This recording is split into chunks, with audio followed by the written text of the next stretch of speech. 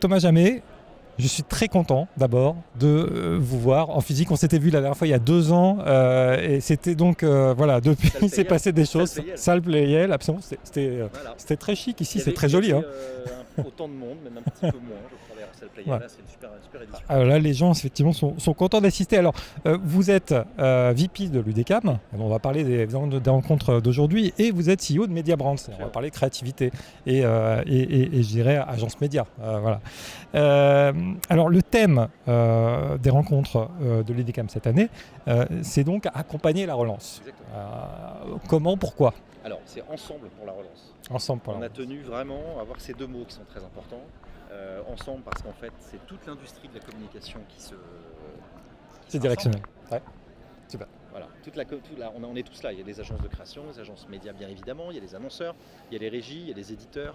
On a à peu près toutes les représentations interprofessionnelles également qui sont sur scène, qui sont dans la salle.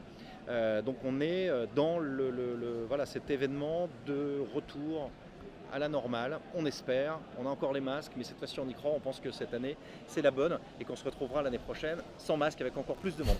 Et le deuxième mot important, c'est la relance, évidemment. Alors la relance, qu'est-ce qu'on veut dire par relance? On pense qu'on est dans une période intense de renouveau économique, on voit que les choses repartent et on espère pouvoir accompagner le mouvement avec cet enthousiasme, cet optimisme et ce pragmatisme qui nous caractérise.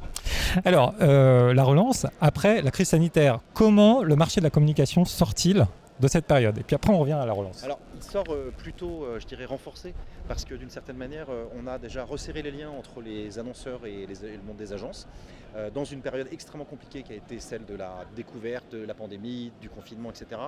On a su montrer, je crois, vraiment notre capacité de conseil. On était là au quotidien, je pense qu'absolument personne ne peut dire qu'on n'a pas rempli notre mission de conseil, alors même qu'il n'y avait plus de budget média, qu'on n'était pas sûr d'être payé, que voilà, on s'est mis au centre de la bataille, et je pense que ça c'est un pari qui a marché. On a cette dimension de service qui est très forte chez les agences, en particulier chez les agences médias, et ça je pense que ça a vraiment été un des points extrêmement forts de cette particularité qu'on a connue de ce moment très difficile. Et puis surtout on ressort renforcé parce que je pense qu'on a tiré énormément d'enseignements de cette période. Et on a pu, notamment dans des domaines d'innovation, accélérer beaucoup plus, comme dans le e-commerce par exemple, le e-retail ou dans le digital, où évidemment on avait déjà des pions et des idées sur ce qu'il fallait faire. Mais on a connu une accélération, on a pris 5 ans en 1 an et demi. Là. On va parler d'ailleurs avec Facebook à ce sujet. Donc les trois thématiques que vous avez retenues, oui. C'est donc l'accompagnement via la médiatisation, via l'innovation, la transformation digitale et via la créativité. Absolument. Peut-être, donc c'est le triptyque sur lequel il faut construire cette relance. Oui, et puis en fait, je pense qu'au-delà de ce triptyque, c'est une façon d'organiser la reprise, voilà, et la relance. Et pour nous, c'est même plus que ça, c'est une renaissance d'une certaine manière. C'est qu'en fait, on est dans une étape où notre métier se réinvente. Quasiment tous les 5 ans, vous avez une nouvelle tendance digitale ou une organisation ou une technologie qui bouleverse le jeu. Là, on est vraiment dans une sorte de point zéro, de point d'inflexion. Et je pense que plus rien ne sera comme avant, comme on dit. Mais dans nos métiers encore plus, parce que le lien que les marques ont avec les consommateurs doivent prendre en compte ces 3 piliers dont vous parlez. C'est comme ça qu'on a organisé d'ailleurs un petit peu les rencontres de cet après-midi et les différentes prises de parole. Mais je pense que c'est un vrai renouveau dans la manière qu'ont les partenaires de communication, qui sont les agences, qui sont des intermédiaires entre les annonceurs et les consommateurs, parce que les consommateurs vont réagir complètement différemment de la manière dont ils réagissaient avant, ça j'en suis certain. On parle toujours du back to normal, je crois qu'il n'y aura pas de retour à la normale. Il y a eu un changement, ce changement va rester et rien ne sera jamais comme avant, il faut qu'on puisse accompagner ce changement. Alors justement, si on parle de la médiatisation, et là je parle notamment au CEO de Media Brands, qu'est-ce qui va changer dans la période qui s'ouvre par rapport à la période avant la crise sanitaire? Qu'est-ce qui change? Moi je crois beaucoup au sens. On a vu que les gens avaient besoin de marques qui leur parlaient, qui étaient dans une dimension servicielle.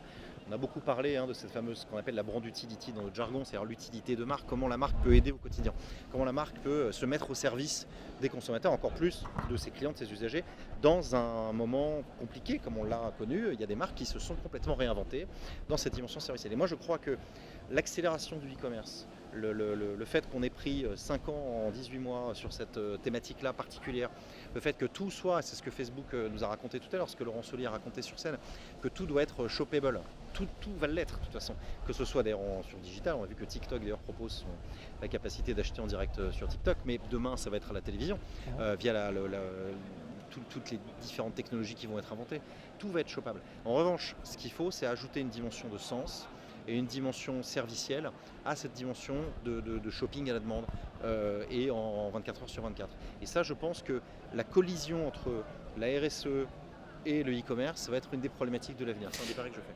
D'ailleurs, on en est où sur cette très grande réflexion du marché de la communication et de la publicité autour justement d'une démarche plus responsable? Je pense qu'on est tous convaincus, ça va dans le bon sens.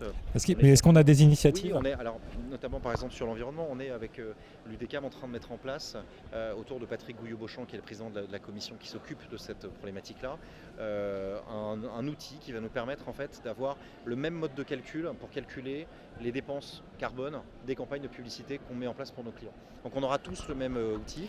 On souhaite que ce soit un outil marché parce qu'il nous permettra de ne pas avoir à comparer des torchons et des serviettes et donc de pouvoir faire bouger les lignes ensemble. Et sur le contenu, c'est-à-dire les produits qu'on va mettre en avant, c'est le grand débat de l'année dernière. On n'est pas le législateur qui tranche in fine, bien sûr.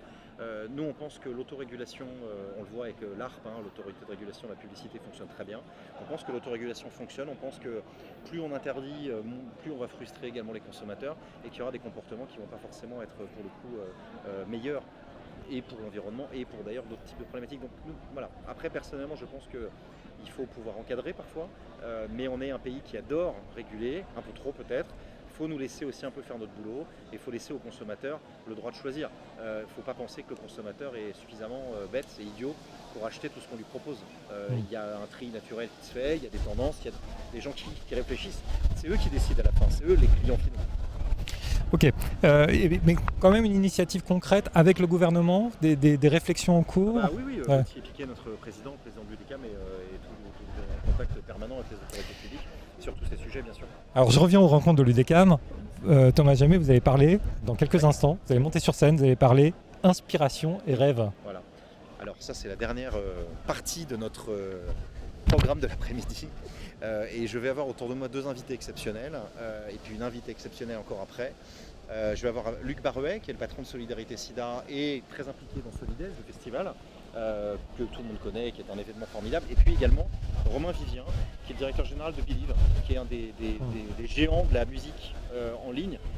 Qui a été d'abord un distributeur, français absolument, qui a eu son IPO il n'y a pas longtemps, là, son entrée en bourse, à Euronext, et puis également qui réinvente le monde de la musique avec des choix d'artistes formidables qui signent chez eux. Donc on va accueillir Result, qui est une des artistes de Believe, qui clôturera les rencontres de l'UDECAM avec un mini-concert de 3 titres. Donc voilà, on va parler de rêve, on va parler concrètement de la façon dont l'entertainment, l'industrie de la musique, du spectacle, peut participer à la relance, à la reprise. Et vous ne trouvez pas que la période qui s'achève, donc la crise sanitaire qui s'achève, on l'espère, enfin en tout cas voilà, qui semble se mettre à bas bruit, a été quand même aussi une période de riche créativité, puisqu'on a dû innover avec des bouts de ficelle en confinement, je pense notamment au premier confinement. Les artistes ont créé, il y a un nombre d'albums, un nombre de créations, de romans qui vont naître en fait de cette période de confinement qu'on n'a pas encore vu, mais qui vont sortir dans les années qui viennent et qui vont effectivement être des œuvres majeures. Et je pense que c'est le choc de notre génération, ce qui s'est passé. Ouais. Les artistes le ressentent, les artistes vont le faire s'exprimer d'une manière ou d'une autre. Et moi je suis certain que l'industrie de l'entertainment va avoir un rôle à jouer dans les années à venir, parce qu'il va falloir canaliser en fait ces émotions. Il va falloir les expliquer, il va falloir les faire émerger, il va falloir les rendre concrètes. Et les artistes ont un rôle essentiel qui est celui de non seulement de nous faire rêver, mais également de nous faire réfléchir et de faire en sorte qu'on invente ce nouveau monde dans lequel on va rentrer. Encore une fois, pour moi, c'est pas le back to normal, c'est un nouveau monde à inventer et les artistes ont un rôle essentiel. Thomas Jammet, merci beaucoup. Et très bonne fin de rencontre de l'UDECAM et donc à très bientôt, pour une prochaine interview. Merci à vous.